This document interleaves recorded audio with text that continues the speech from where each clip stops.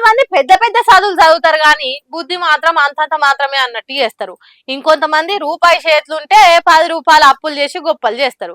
కానీ ఈ IAS IPS జంట ఎచ్చులకు పోకుండా సాదా సీదాగా లగ్గం చేసుకున్నారు. హంగులు ఆర్భాటాలకు పోకుండా సింపుల్ గా పూలదండలు మార్చుకొని ఇద్దరు ఒకటాయట.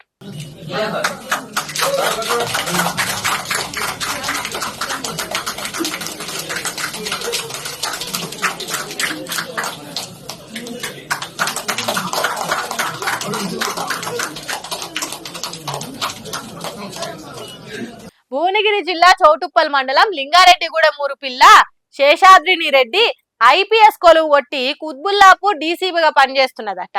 కడప జిల్లా పిల్లగాడు శ్రీకాంత్ రెడ్డి ఐఏఎస్ పాస్ అయి ట్రైనింగ్లు ఉన్నాడట. మరి వీళ్ళిద్దరిది పెద్దలు కుదిర్చిన పెన్లా లేకుంటే ప్రేమ పెన్లా అనేది మన తెలియదు కానీ గొప్పల కోసం లక్షలకు లక్షలు ఖర్చు పెట్టి పెగ్గెలు కొట్టుడు వద్దనుకున్నారట. చౌటుప్పల్ సబ్ రిజిస్టర్ ఆఫీస్ లో సంతకాలు పెట్టి రిజిస్టర్ మ్యారేజ్ చేసుకుని పెద్దల ఆశీర్వాదం తీసుకున్నారు.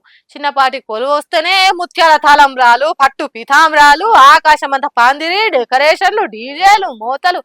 అబ్బో, లోకంలో ఇంకెవ్వరికి ఇట్లా పెళ్లి చేసుకోరన్నట్టు ఆర్భాటం చేసే ఈ కాలంలో పెద్ద పెద్ద కొలువులు వచ్చిన చిన్నగా సింపుల్ గా ఉన్నోళ్ళు గీ తీరుగా మింగిలా అయిండ్రు.